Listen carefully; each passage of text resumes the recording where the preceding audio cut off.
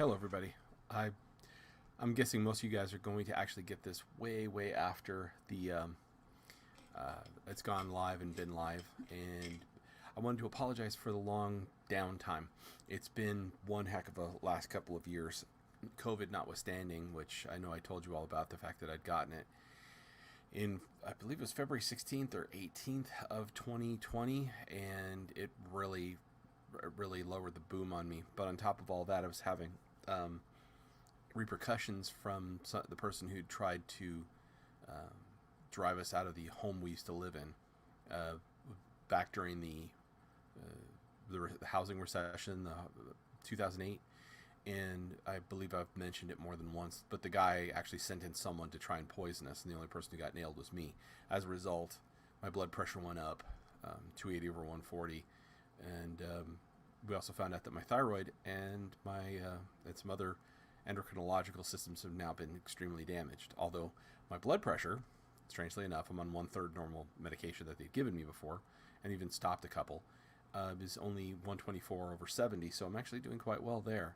But I am kind of a mess in other places, and the amount of energy that I used to have has all but dissipated. And found out that my testosterone level had gotten down, way down, and the doctors hadn't done anything about it. When guys get thyroid problems, testosterone always drops. So getting out of bed was like trying to lift a rock off me so I could roll out of bed. And the numbers are bad. I don't know how bad they are currently, because I only just took the most recent blood test, and the last couple of times when they should have checked, they didn't. So I have an ongoing argument with my doctor, and I have an appointment with an endocrinologist later. But in all the time that since I've seen you all last, Joel and I tried to put up a couple of videos, do a few things that we were going to try and edit into some fun stuff, which was talking about how we learned our abilities. But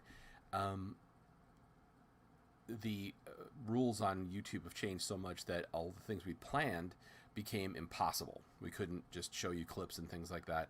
Even when YouTube says, hey, these are okay for use under the DMCA rules, we couldn't do it. So it became impossible. And we just sort of let the ball drop. But it isn't like we haven't been doing things. Oh, no, we definitely have. Joel currently is resting because he has a long shift, and Joel also caught COVID. Before everybody had a chance to get their immunizations, he caught COVID. And also, I may have not told you all this, but my brother did too, who didn't believe in it. That's what I keep telling you. Truth has no respect for belief, because it'll just walk all over it. And 10 days over his birthday, 2 years ago now, year and a half ago, he spent 10 days on a ventilator, lost over 40 pounds. It hit him much harder than it hit me. So he's been in kind of a mess ever since, and I'm guessing he's getting better. Last I'd heard from my mother, he's still extremely weak. Getting that close of a brush with death will change you. Pardon me, I didn't take my vitamins today.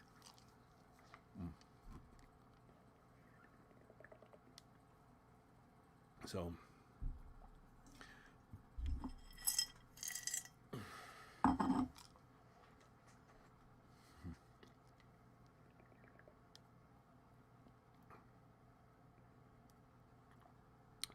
with my free time, a lot of people have been calling, asking questions, texting me, and I've been doing my best to try and keep up, especially with all the free time that I've had since not being able to go out and do as much work as I normally would do. So I've just been sort of here as a clearinghouse for information, talking to people, talking them down. But one of the things that is I'm encountering a lot is, with a lot of free time, as the saying goes, idle hands are the devil's playthings.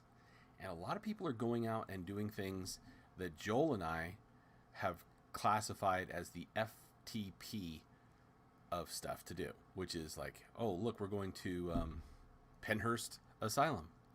And as other psychics have said, when stepping onto the property, they say FTP. Now you're probably wondering, if you haven't figured it out, what FTP stands for is fuck this place. There's not a single psychic I know of that is of at least medium caliber that you can't drag onto that property blindfolded that isn't going to go, wow, what am I doing here? This place is just giving me all kinds of bad signals. But there are people who will go there, and it's more than a few in the last, I'd say 18 months that have come to me and said, hey, I've gone here or some other place, and they've had brushes with things that like to hold on. And it's been rather different because up until recently, and I mean very recently, I didn't have the ability to clear these things off of people so easily. As my experience level's gone up, being able to remove attached things no longer requires me figuring out where they're holding on to. I can just break it free. Joel, I know, was way ahead of me in that regard because he knew how to be able to find the vibrational sympathies, sort of like finding where the magnetic poles come together and then breaking up the harmony so that they push each other off instead of allowing them to come together. That probably be the way he would describe it. That's what I've seen him do. In my case, it's more a matter of simply just ripping the leech off, as it were. It's pretty much how I've always been. Usually doesn't cause any kind of lasting injury. I think what I was told when I cleared something off of someone, they said, wow, my face is really hot. And asked me why that was. And I said, because I passed you through the earth to cleanse you. Because there were two shadows that were holding on to you.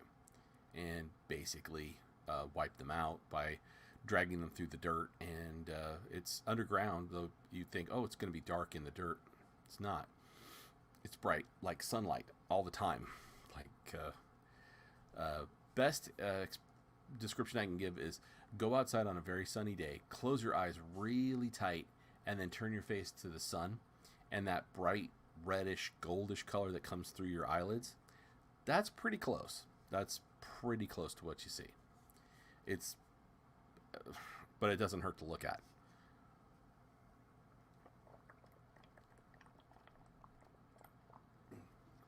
Pardon me, I also didn't have lunch.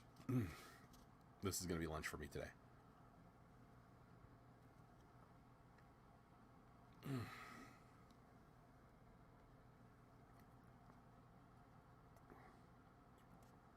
Boy, do I wish I could afford Muscle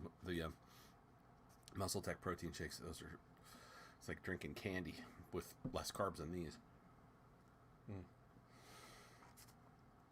So, also had an interesting event happen.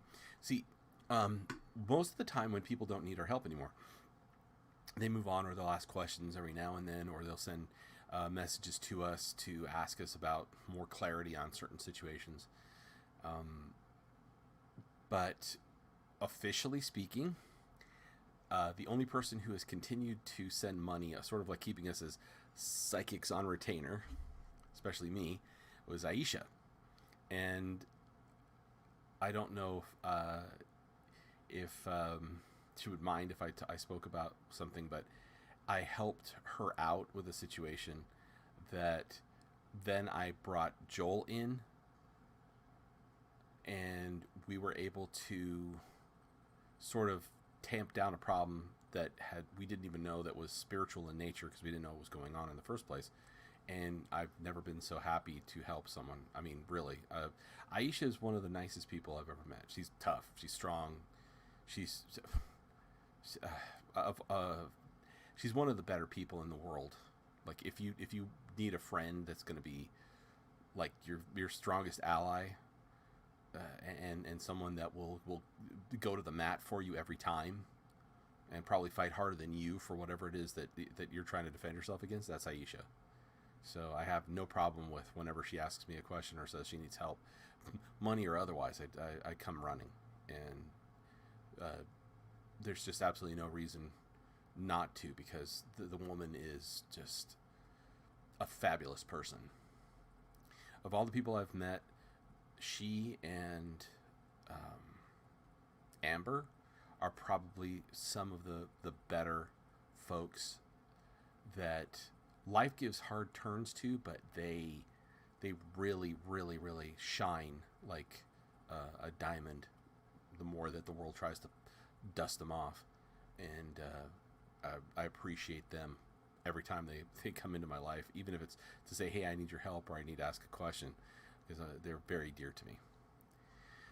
But this leads to some of the questions that I've gotten from many, many people over the last 18 months.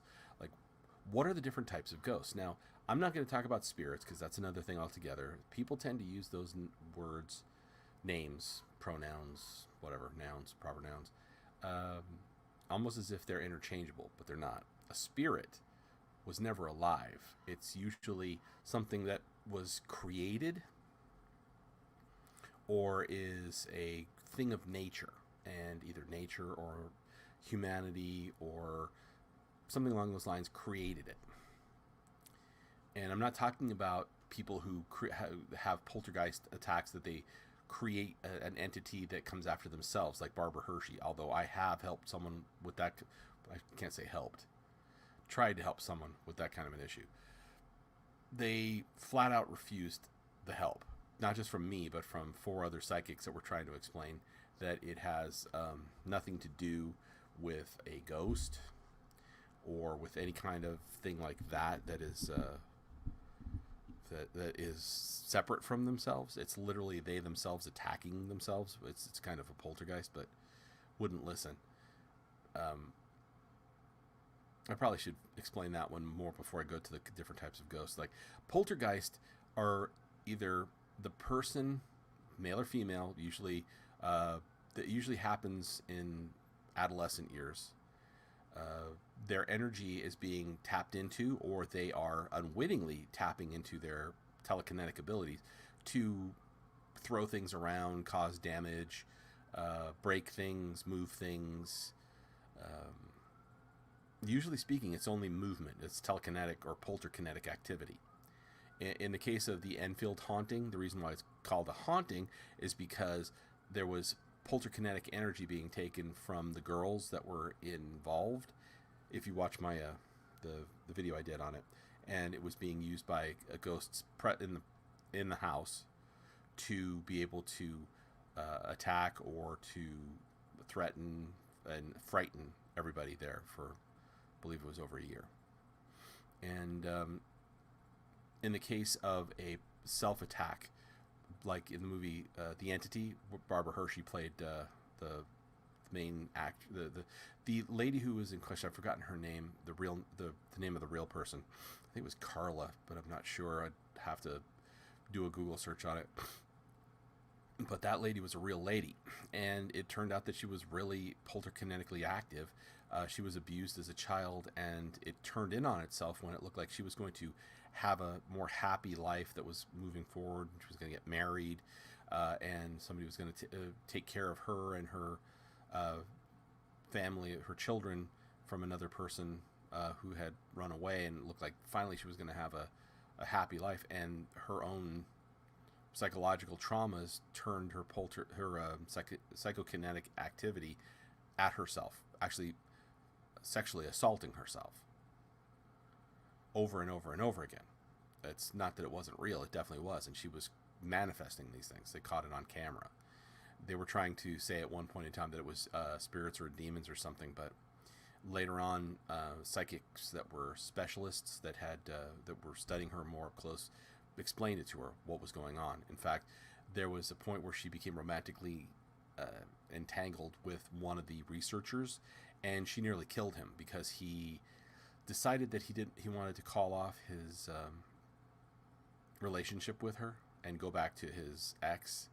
And there was an attack that, while the guy was driving, nearly sent him off the road, which was all her, because at the moment she found out, that was when he was having the problems. And you can look that one up. That'll probably be some good reading. I may do a video on it later, but those don't count. Poltergeists, calling them, noisy ghosts, really, they're not really at all. So when I'm talking about ghosts, I'm not talking about spirits or manifestations of nature or elements or any of those things. What I'm talking about are actual, used to be a human being or some part of a human being, like an astral body that is hanging around, or a memory imprint, like a stone recording of them. So let me go to the least conscious one of the bunch. The first things that I think Joel and I ever encountered were memory imprints, ghosts that they're not really aware of anything. Sometimes they'll do something like get up and walk around, or they can, if they're following a pattern, like they walk a specific route and somebody's in the way, they can push you out of the way if they have enough energy in the environment. There's an example of that here in Lancaster at the Cedars, where I believe walking through this one area, the ladies who take care of the building can sometimes get shoved out of the way, or they'll get the feeling of one of these things breathing down their neck while they're trying to walk down the stairs, like they're afraid that they're going to get shoved down the stairs at any moment. Now these things, they aren't guided, they're not aware of anything, they're just sort of memories with a bit more juice to them than just your average memory, moving around in an environment. They don't have any consciousness of their own. There was a gentleman in Georgia, I think it was Georgia, who I had to help understand why he kept hearing somebody walking up to his house and then knocking on the door. And I was able to find that it was actually because it was a stone recording. It was a memory of some lady running for her life. It was just a memory. And the only reason that it became more pronounced was because the gentleman who lived across from him just moved in and started collecting a huge number of really old things, old signs, old cars, things with a lot of memory energy on them. So as these ghosts would pass, they'd get a sort of a juice up and then suddenly be able to, actually make physical contact with the door and knock on things. But it wasn't anything dangerous. And I said it'll dissipate with time as it keeps using up that energy, unless he keeps bringing in more of those old artifacts that he's keeping in the garage. And he said, no, it's probably not going to happen anymore because the garage and the outside area is already overloaded. And he's supposed to be removing some. So I said, it'll quiet down. And it did. And so those are the most common. They're not really driven to do anything or to hurt anybody. They're just sort of there. Like a videotape on a loop that keeps on doing the same thing without having any obvious triggers. Sometimes it might be obvious, but there's usually not an obvious trigger that sets it off, not even a time of day thing. The ones that are more religious in their activity, like it happens always at like a set time, 3 o'clock in the morning or whatever, those are the next level of manifestation of that kind up. They're still not cognizant of anything, but they're literally there all the time, and they happen like basically the clock strikes 3 and bang, there it is, over and over and over again. Or they happen when there's fighting in the house or stress, or something puts a lot of energy into the atmosphere that then sends the thing rocketing into action. Gosh, it can be any of a number of things.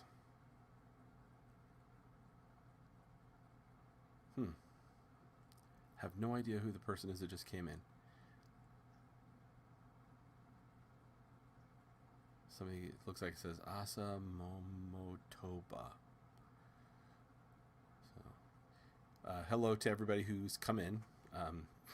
In any case, the next kind of ghosts that would be just more aware above that is going to be, it's going to require the understanding of what a basic ghost is. Now, there is the human soul itself is actually, from what I've seen, just a tiny spark, but brilliant, about this big. It's a tiny spark, but brilliant gold and luminous, like Yoda said. Luminous beings are we, not this crude matter. But in order to control this body, that little spark gets its own astral body, which looks just like this body, but it's the body that gets slipped into this one at birth. So that little spark goes into this astral shell that then gets fitted into the body. So so that you can control everything.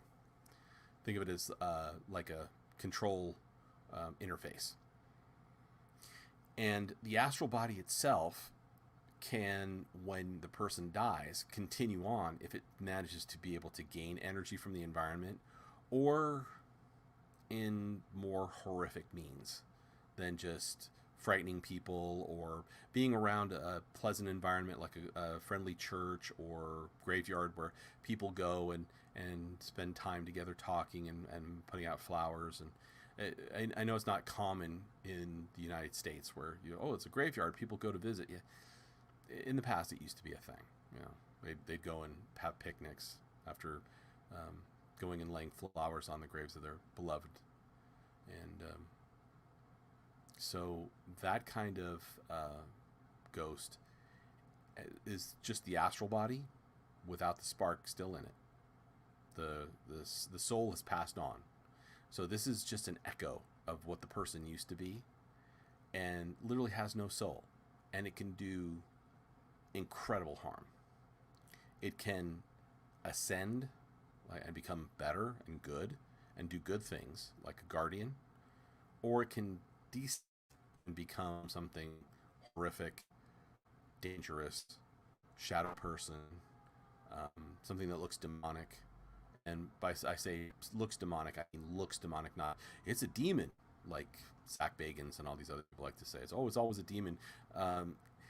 You go to a demonologist and they tell you it's not a demon, it'll be a shock, because these demonologists, specialists, it's like the saying that when all you have is hammers, everything looks like a nail. If that's your only tool in your box, then you got problems. But it's not everything that looks demonic is the devil or is a demon. It's something that is taking on aspects and negative aspects and is eating energy and by converting light into a dark material that it can consume. It almost looks like a cross between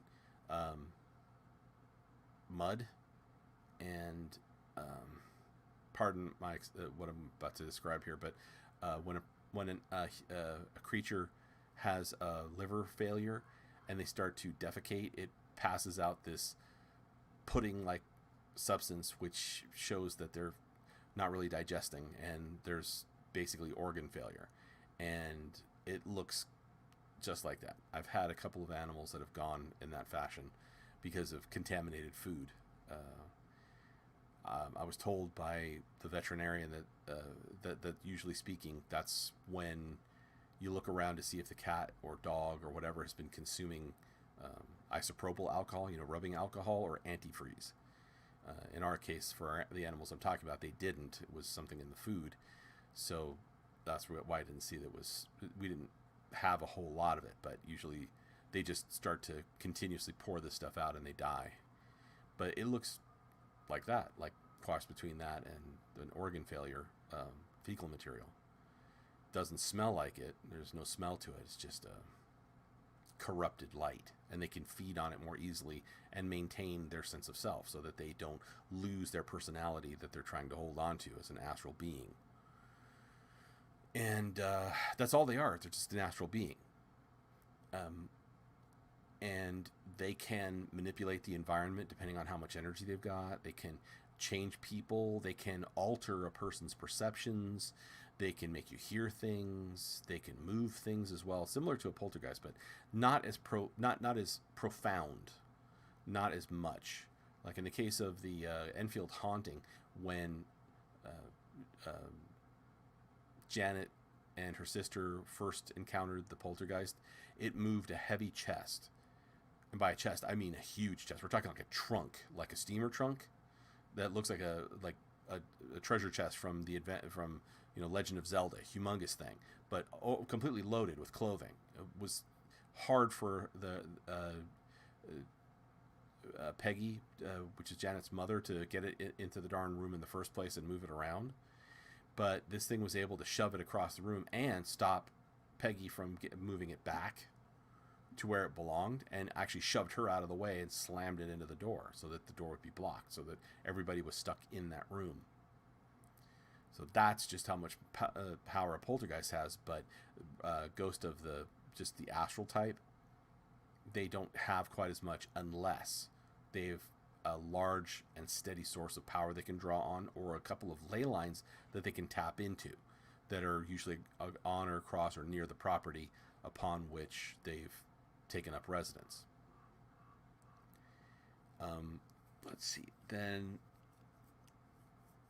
the next stage that some of these things can take is if they start eating other astral bodies. Basically, if you have a house that has astral ghost A, which remember doesn't have the soul spark in it, that's gone, that's moved on to the other side. And in order to continue, it starts consuming or entrapping other lesser ghosts, not making it a part of itself, but literally putting them in a place and within the property and holding them there contained so that they can just feed off of their energy until they fade or become nothing. And the next version above that is actually the ones that consume them. And these become what I call amalgamations, where they consume and consume and consume, and they literally absorb all of the other energies of all these other things, as well as their memories, which tends to create an insane, psychotic entity that has lost any individuality, and it becomes an imperative to add more to itself. Now, that was actually the first ghost of any kind that ever attacked me, and that's I've been calling that the Bog Creature, but it's officially an amalgamant, which is all these different tortured souls that were put to death in the bogs of Wales, and they all combined to keep themselves intact.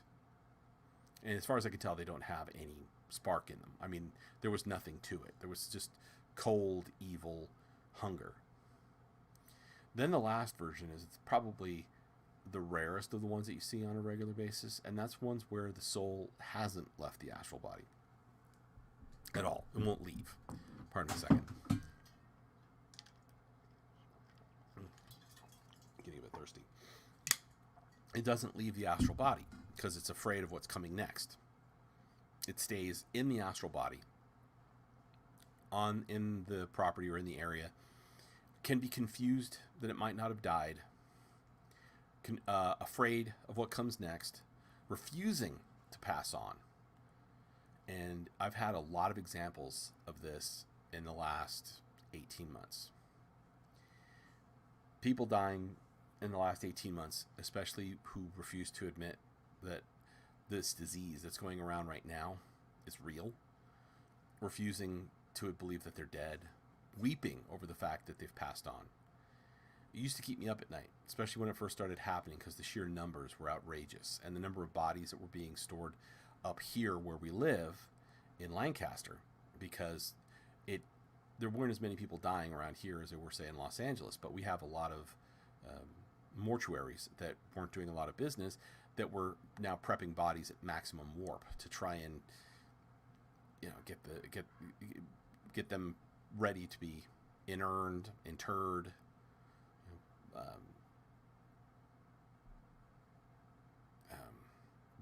embalmed, taken care of, and then put to their final rest. And these ghosts kept coming up to the house. Fortunately, they couldn't get any closer than the street, but I could feel them, and it was one horror after another. And this is after I had already gone through my own little bout with COVID, and still dealing with the feeling of scar tissue in my lungs, which was quite painful. So,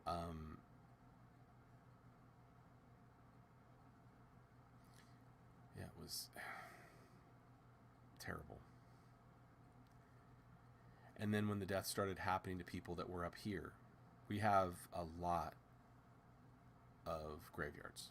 One of them here is over a century old, which I think is like 130 years old. It's not ancient by comparison to, say, something in England. And most of the ghosts that are there are quite chatty.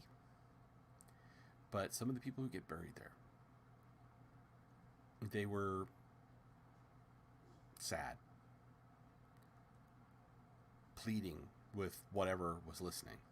And unfortunately, I was the only person who could hear while I was driving by, pleading, please, I don't want to be dead. Please, please, and crying. No matter what the other ghosts would try to do, there was no solace for this ghost. And it takes them a while. It's heartbreaking. And we saw Spider-Man No Way Home a week ago, I think. Week ago today, yeah. My son and I, and on the way home, we passed one of the other graveyards. It's over on Challenger. It's a veterans. It's a veterans memorial. Veterans are interred there. And there was a really, really big funeral going on. And there was a bit of rain coming down. And as I was driving, it felt like something was about to hit me in the elbow, like I should move away. And out of the corner of my eye, I could see there was a lot of ghosts there. Whoever it was that had passed on was really upset. And my son, who is far better at control than I am, always has been, because he grew up with me explaining how to do so, how to be able to control, shut it off, etc. Stuff I have not mastered because, we live completely different lives.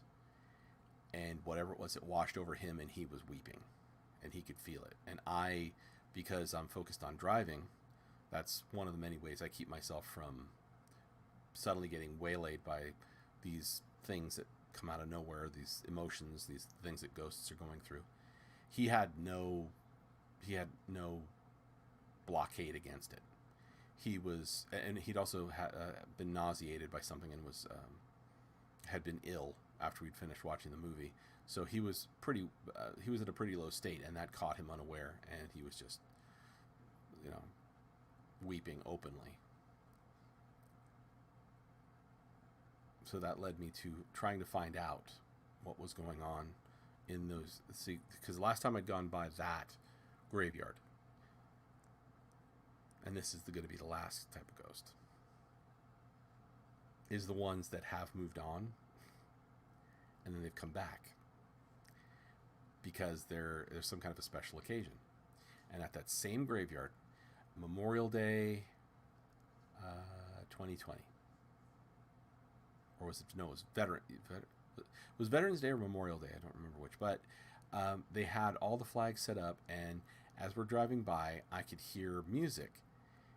And consider that I'm in the car with the windows up, and there's no music on the radio, just air conditioner blowing, and I can hear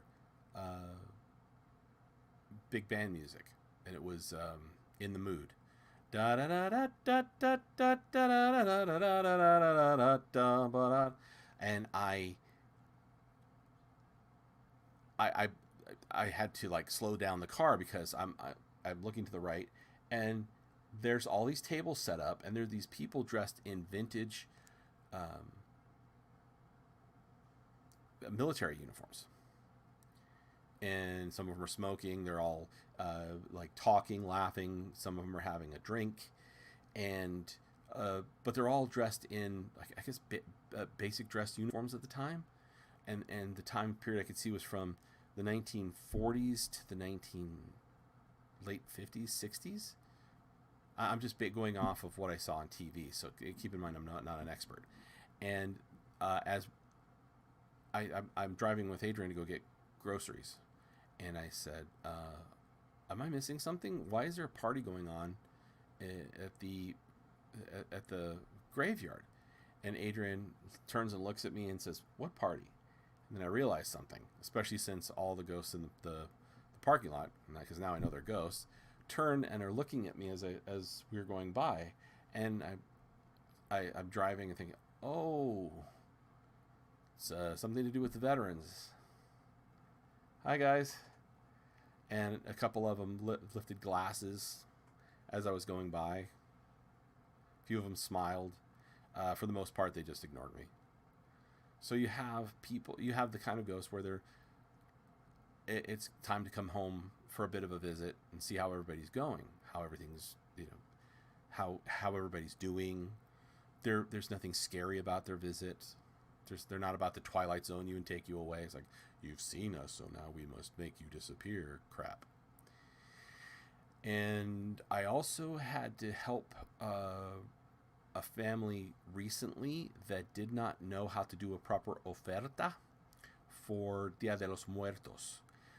When people from that kind of culture do come back, they come back to bless the family on Dia de los Muertos, and that's the big big party. It's basically say, yeah, we're coming back to say, hey, we miss you. We're gonna be here for a few days. We love you. Thank you for remembering us. But they screwed up their oferta and put marigolds next to a mirror.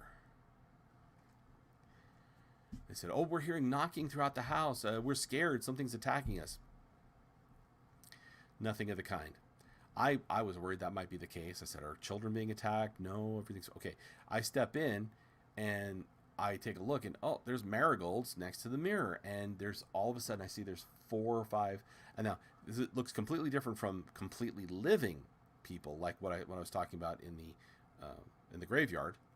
These people were so bright.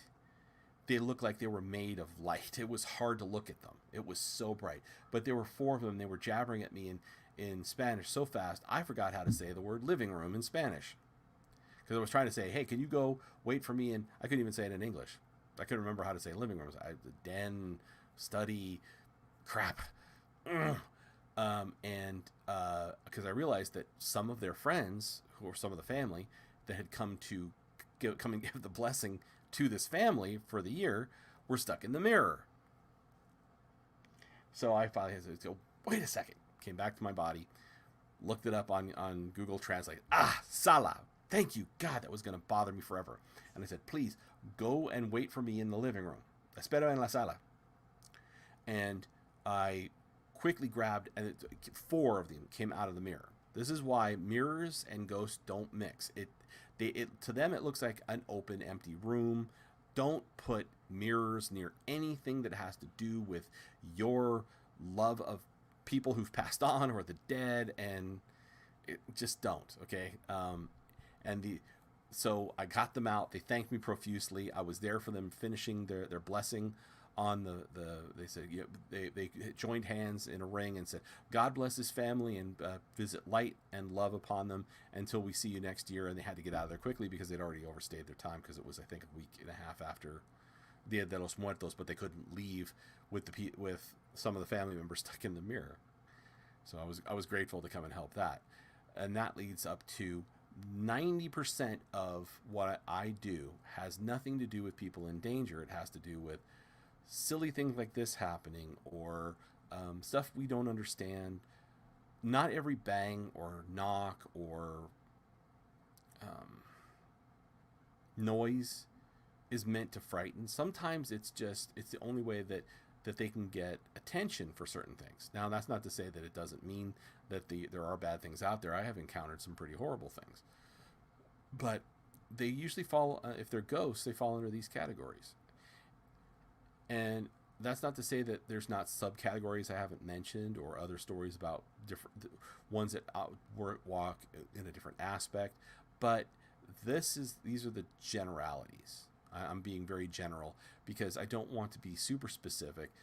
And if you have questions on particular types, you can actually feel free to leave them in the comments. I will post a reply, or I may just follow up on this one on another time and give you more precise, categorizations for these things. Joel might have his own categories for these things too. I wanted him to be a part of this today, but as I said, he's sleeping because I think he's working the night shift. Poor guy is really run down. But I guess that'll do it for now. and let you know about some of the things that I want to do for the future. Is going to be I'm going to actually start discussing some of the newer shows that are out there, including some that are on Discovery Plus. I know a lot of the shows that are for ghosts and paranormal has been moved to behind a paywall to Discovery Plus. But there's a really amazing show there that I'd found called A Ghost Ruined My Life by Eli Roth. And there's other series as well, like on Netflix is the Latin American version of Haunted. And there's also A Haunting, also on Discovery Plus. Generally speaking, I know I'm not going to be able to make disparaging remarks about stuff like Ghost Adventures, because I think BuzzFeed was probably the last people who were allowed to say something fairly disparaging about them, calling them 4 easily excitable men, which is an understatement. And so I'm trying to stay away from discussing what's going on a lot of their shows, because it's fairly obvious to Joel and myself, and if we keep on flogging that dead horse, it's not going to get up and run. And we'll take, for instance, the one where they go to the Salton Sea, which I believe was the beginning of last season, and they were trying to make it stick, like, oh, there's some kind of ghost here, and there wasn't.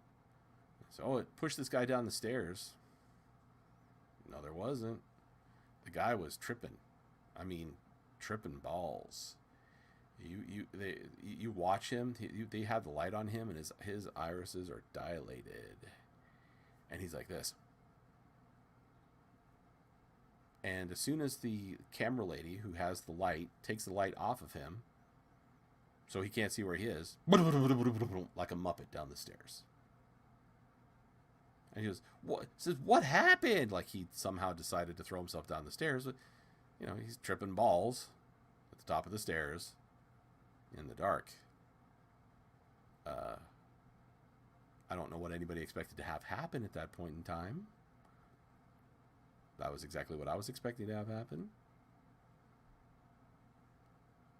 So a lot of their episodes are now them trying to make a narrative that there's ghosts in place, when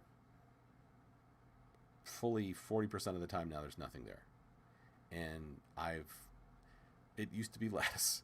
It used to be a lot less. It used to be that there was maybe 10% of the time, but now it's like 40% and rising. And so I don't want to constantly be knocking on them, because it's easy to be a critic. Criticism's easy. Valid or invalid, it's still a lot easier than going out and saying, hey, here, let me go take care of this myself, which I would very much like to be able to do. So I'm here to give you as much foreknowledge as possible. So if you're going to go get yourself into a negative situation, which you may be facing, and if you need help with getting out of that situation, I'm perfectly willing to help. Just about anybody. And of course, as you know, we don't charge. So if you have any questions, feel free to contact us through the channel. Thank you very much. And remember to stay blessed until next we meet. Love you all.